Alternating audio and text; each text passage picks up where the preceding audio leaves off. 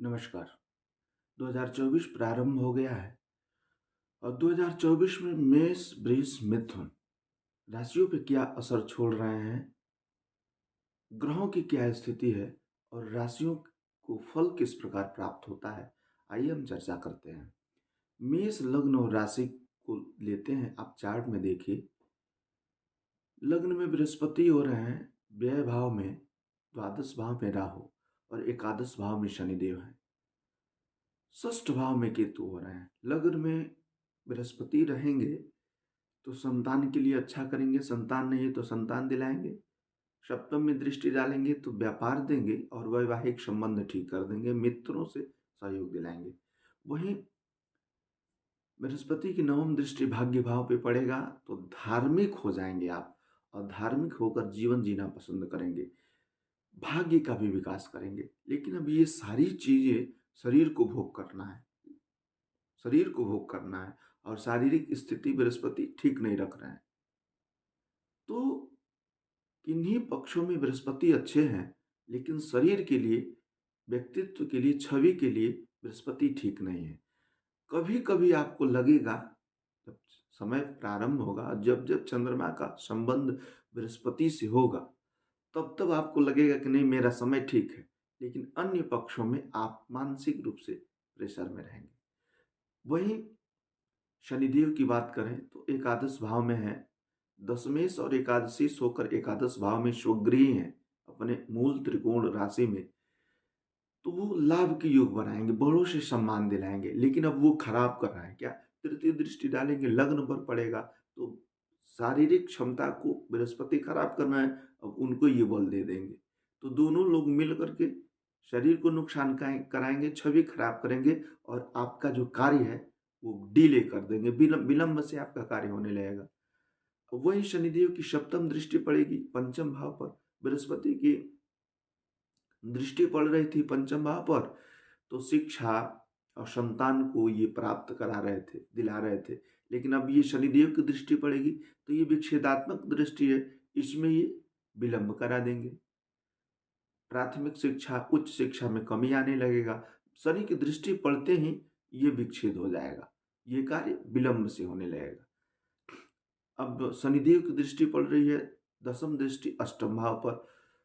अब अष्टम भाव पे दृष्टि पड़ेगी तो आयु से विच्छेद कराएंगे, घटना दुर्घटना ये कराते रहेंगे और आयु को तो ये दीर्घ कर देंगे, लेकिन घटना दुर्घटना समस्या शोक दुख जोड़ देंगे। ये शनिदेव हो गए। अब राहु को देखते हैं, द्वादश भाव में राहु है, द्वादश भाव में राहु है। अब ये आप विदेश जाना चाहते हैं तो बस जाइए, एक काम ये अच्छा कर रहे हैं, विदेश जाना चाहते हैं तो जाइए, अन्यथा अपव्यय कराएंगे, नींद उड़ा देंगे, तनाव देंगे, टेंशन देंगे, हॉस्पिटल में भर्ती करा देंगे। और अनलीगल कार्य आप करते हैं तो ये जेल भी कराएंगे, रोग को बढ़ाएंगे और जेल तक करा देंगे। कचहरी से संबंध आपका पहले से है तो पक्का करा देंगे। केतु षष्ठ भाव में है तो रोग ऋण शत्रुओं को बढ़ा करके ओवर कॉन्फिडेंस में डाल करके आपको कर्ज में डाल देंगे, समस्या में डाल देंगे। अब कभी कभी आपको यदि अच्छा महसूस होगा तो वो एक ही काल है, चंद्रमा बृहस्पति का संबंध होगा तब। और ये बृहस्पति मई तक ही रहने वाले हैं मेष राशि पर। मेष राशि के बाद ये बृहस्पति वृष राशि में चले जाएंगे। तो वृष राशि पे जब जाएंगे तो मेष राशि का परिणाम कुछ बदल जाएगा। जैसे वृष पे जाएंगे तो ये चीजें कम हो जाएगी, फिर रोग ऋण शत्रु कम होने लगेंगे। उनकी दृष्टि पड़ेगी षष्ठ भाव पर, उनकी दृष्टि पड़ेगी अष्टम भाव पर और उनकी दृष्टि पड़ेगी दशम भाव पर। तो, तो इस पे ये कम करने लगेंगे, लेकिन मई तक अधिक रहेगा। सूर्य या अन्य ग्रह जो छोटे छोटे टुकड़ों में गोचर करेंगे, वो आएंगे तो 10 दिन 15 दिन खुशियां आदि देते जाएंगे, किसी किसी विषय पे उत्सव का माहौल बनेगा। मेष राशि की स्थिति कुछ इसी प्रकार की, अर्थात मिला जुला असर कह सकते हैं। राहु बहुत अच्छा करने वाले नहीं है आपके लिए, और शनिदेव अति वहाँ एकादश में है, तो किन्हीं किन्हीं किन्हीं पक्षों में वो भी अच्छे कर रहे हैं। वृष राशि, बृहस्पति व्यय भाव में स्थित हो रहे हैं,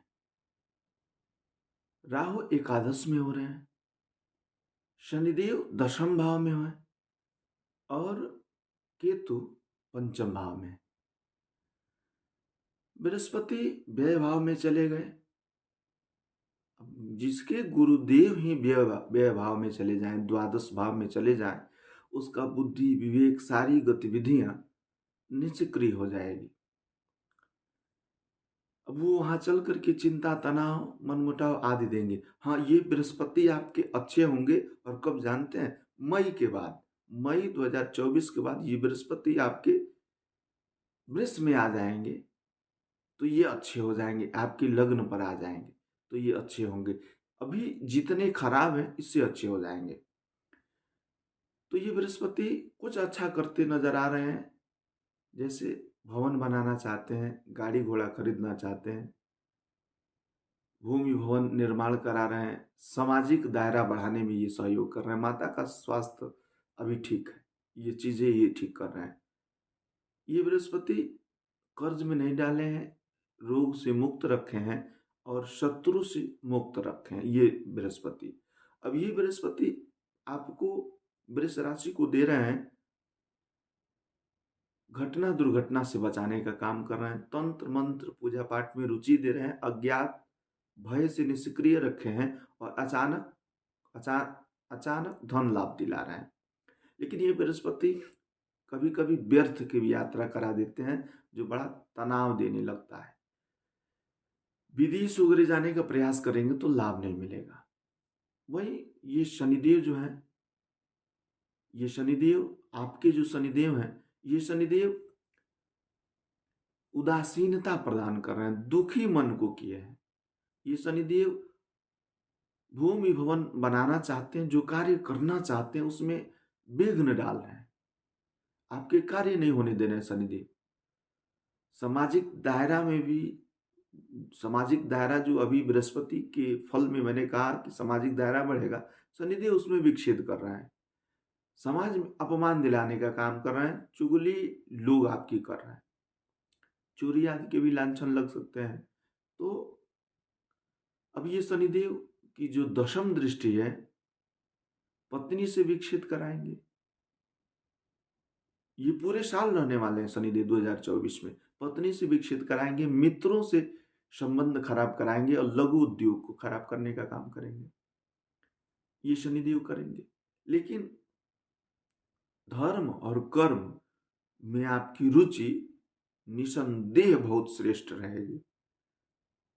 आपको लाभ मिले या न मिले फर्क नहीं पड़ता, आप कर्म बड़े मनोयोग से करेंगे, और धर्म भी बड़े मनोयोग से करेंगे, और धर्म कर्म जो करता है उसको लाभ तो मिलना ही है। इसलिए ये चीजें उत्पन्न हो रही है। अब राहु को चर्चा करते हैं। राहु यहाँ एकादश में है, ये अति विशिष्ट कारक हो गए। अब एकादश के राहु अचानक धन दिलाने का काम करेंगे, बड़ों से सम्मान दिलाएंगे। आप लाइजनिंग का काम करते हैं तो बहुत शानदार लाभ देंगे। कोई दुर्योग आपकी कुंडली में नहीं चल रहा है, या ये राहु आपकी कुंडली में भी एकादश में, तृतीय में और षष्ठ में है, नवम में है, तो ये बहुत जबरदस्त लाभ देंगे आपको। ये राहु आपको क्षणिक नुकसान नहीं करने वाले हैं, थोड़ा भी नुकसान नहीं करने वाले हैं। बस ओवर कॉन्फिडेंस में नहीं पड़ना है। अब कॉन्फिडेंस और ओवर कॉन्फिडेंस में सूते भर का फर्क है, तो थोड़ा सा ध्यान रखना है। एकादश के राहु आपको लाभ देंगे। जमीनी संबंधित कोई लाइजनिंग वगैरह का काम करते हैं, ऑनलाइन कार्य करते हैं, तो ये राहु लाभ देंगे। एंट्रेंस एग्जाम देते हैं, नौकरी करते हैं, तो ये लाभ देंगे। अब संतान की इच्छा रखे हैं और गर्भस्थ शिशु को ये नुकसान पहुंचाएंगे, लेकिन लाभ के पक्षों में ये अच्छे रहेंगे। बड़ों से सम्मान के साथ साथ बड़े भाई से भी सम्मान दिलाते रहेंगे। धनार्जन तो ये कराएंगे, पक्का है।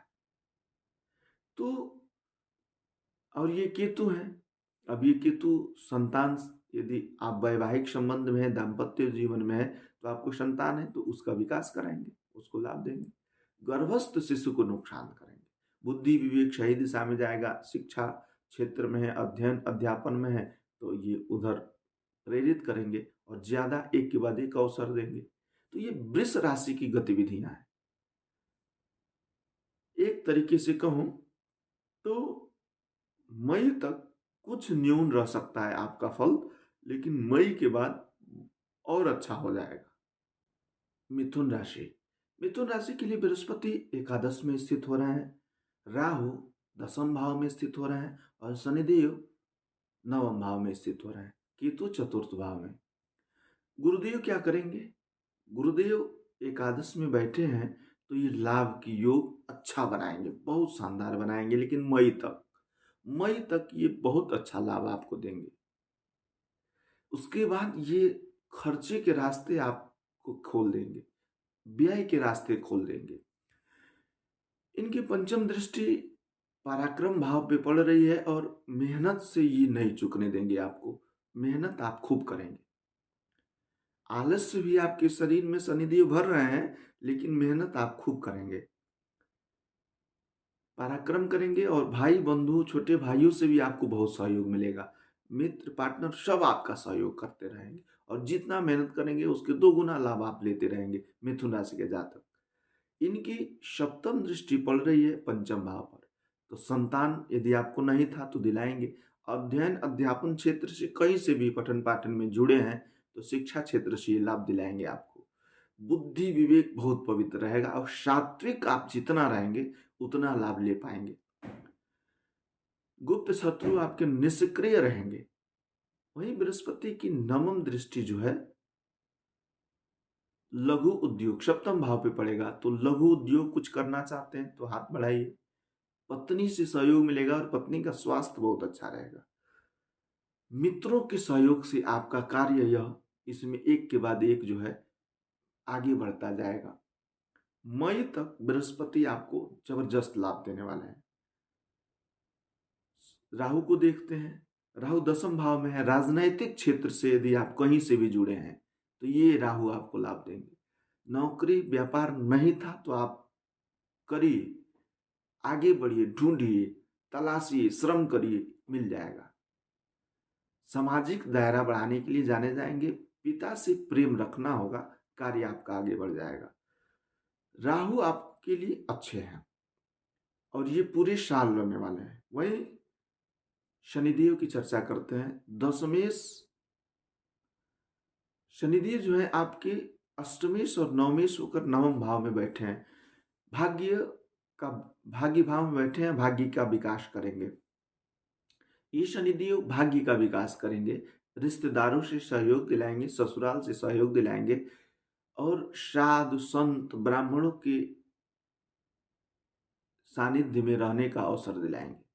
अर्थात गुरुदेव और ये शनिदेव दोनों लोग सात्विक रहने को कह रहे हैं और आप यदि इस काल में जितना सात्विक रहेंगे उतना आपका भाग्य बढ़ेगा और आपका ज्ञान बढ़ेगा और आप धनार्जन कर पाएंगे, क्योंकि श्रद्धावान लभते ज्ञानम, श्रद्धावान लभते धनम और श्रद्धावान लभते गतिम, ये दिलाएंगे।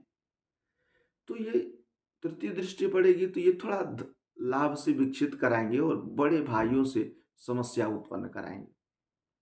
वहीं सप्तम दृष्टि पराक्रम भाव पे तो आलस्य भरेंगे, पारिवारिक क्लेश भाइयों से डालेंगे, आलस्य ज्यादा डाल देंगे आपके अंदर, तो इसमें संयम बरतना है। अब शनिदेव की जो है दसम दृष्टि जो है षष्ठ भाव पे पड़ रही है। अब षष्ठ भाव पे इनकी दृष्टि पड़ेगी तो शत्रु बढ़ाएंगे, ऋण बढ़ाएंगे, रोग बढ़ाएंगे। तो ये शनिदेव इस प्रकार से मिथुन राशि के जातक के लिए कार्य कर रहा है। लेकिन ये शनिदेव बहुत अच्छे हैं एक तरीके से, धीरे धीरे साल के अंत तक आपके कार्य को बना देंगे। वहीं जब तक गुरुदेव हैं पूरा सहयोग करेंगे। लेकिन मई के बाद जब राशि परिवर्तन कर जाएंगे गुरुदेव, तो शनिदेव अकेला रिजल्ट करेंगे और वो वही एक बलि ग्रह रहेंगे। हालांकि बृहस्पति उसके बाद कमजोर हो जाएंगे और अंश बल में मजबूत होने में साल ही निकल जाएगा। अतः शनिदेव कारक होंगे और अंत तक लाभ देंगे, लेकिन मई तक लाभ में कोई कमी नहीं है। नमस्कार प्रिय दर्शकों, मिलते हैं अगले वीडियो के साथ। तब तक के लिए नमस्कार।